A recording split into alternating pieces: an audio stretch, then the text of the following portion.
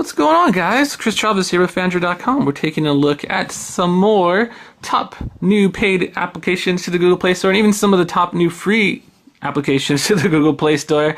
Today's wonderful application, or the one that we're looking at today, is called Sidebar. It actually comes in a free and pro version. The free version has a lot of the same functionality as the pro version. The pro version can be purchased for $2 and adds just a little more customizability features and whatnot. Let me show you guys how it works. So if you guys have ever seen the Ubuntu Touch OS, it's actually like a rival to Android, and there's some videos that were released, and it's got some pretty cool stuff going for it.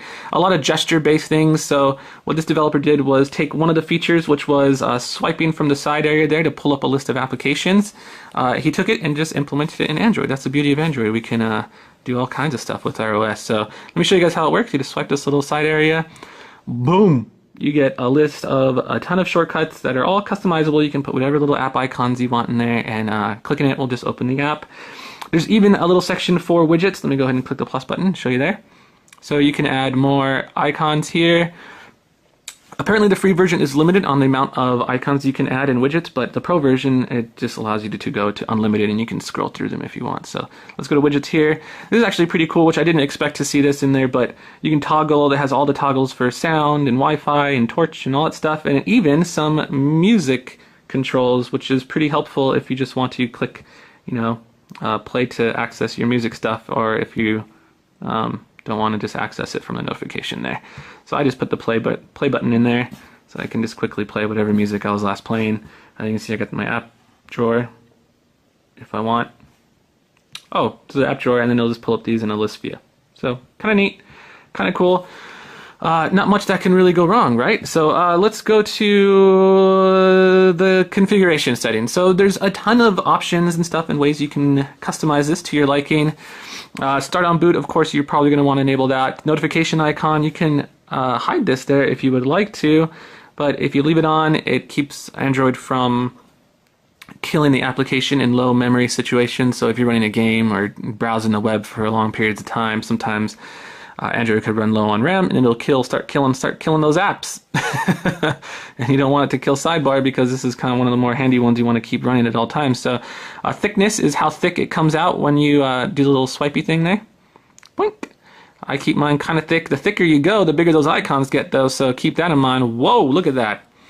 Humongous icons.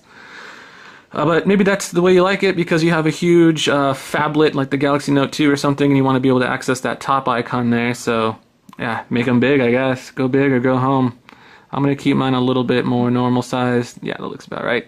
Transparency is the transparency of the background. Animation speed is how quickly those guys open up. So like, let's see if I open it. You can see they go bloop, bloop, bloop. Has a nice little animation there. So the animation speed is toggled through there. Color here is the color of the background. I keep it black simply because it doesn't have that gradient effect. If I go dark, it looks kind of weird, and it has like this little shadow thing going on, and I think that looks ugly. Let's go black. Okay, looks good. And then you can do yellow, or whatever color you want. Don't know why anyone would do that, but I don't know, maybe you have a theme that you have going on with your phone and you want it to match, so that's kind of neat. Sensitivity is how far this little sensitive, I guess the activation area sticks out. So you can go super small, but I mean, you're going to be messing up sometimes, and it's going to be hard to call it out of there. I'm just going to go full, big, and thick, just the way I like it. Height is how far this little area comes down here to activate the sidebar. I like to go about a little more than halfway, simply because usually when I'm swiping down low. Drop it low, drop it to the flow, and then if I have to, or if I'm going to call on sidebar, I want it to be a little bit higher. If I want to call on sidebar, come on sidebar, work. Oh gosh, yeah, so sometimes it acts a little bit wonky and funky, and it's just not always wanting to participate. Position, you could actually adjust the position so it's like more in the center-ish area. You can put it to, or I mean, there'll be a dead spot at the top and bottom for the center. You can put it on the right here, so that might be a little bit easier. But just the general UI with Android and stuff, there's a lot of applications like Google Plus and Plume which have like this little side area to pull out things. So That feels more natural, but maybe you would want to put it on this side because there are those that do it that way. So I don't know. It's up to you, really. I'm going to keep it there because I can always swipe low to pull up stuff on apps. That's pretty much it. So it seems pretty straightforward, right? Like there's not much that could go wrong, you would think. There are some kind of downsides about the application. Let me show you guys here. If I open up my Google Talk here, you can see this pretty much opens up instantaneously. If I'm talking to Edgar Cervantes, my main man, and I go back into Google Talk, it's going to open it back up right where I left off. So almost like it's pulling it out of RAM. Super quick, super fast. Same thing if I, did the multitasking and did it that way. Pretty quick. The problem with Sidebar is it doesn't really act the same way. It's a little bit frustrating, actually. So if I go to Google Talk, it's going to go to my full list view of all my conversations as opposed to the conversation that I was last in. So it's almost like it's starting the app over again, which is a little bit weird. And if I go back to do it again, sometimes you have a good 1 second, 2 second, 1,000, 2,000 second delay, which is really frustrating. I mean, I got a quad-core phone. I got them 2 gigabytes of RAMs, and for it to have that little delay there is frustrating enough to where I probably wouldn't even want to use this application to do anything multitasking, but you can see sometimes it does work rather nicely, and other times... What was that? How long was that? I don't know, like 5 minutes maybe? It just behaves a little bit weird. So, I don't know. I mean, the application is pretty new to the Play Store, and I'm sure there's a lot of work that needs to be done, and then a developer can work on that. Let's see if I open up maybe Plume. You see Miss Amy Lynn just laying on her bed, all seductive and stuff.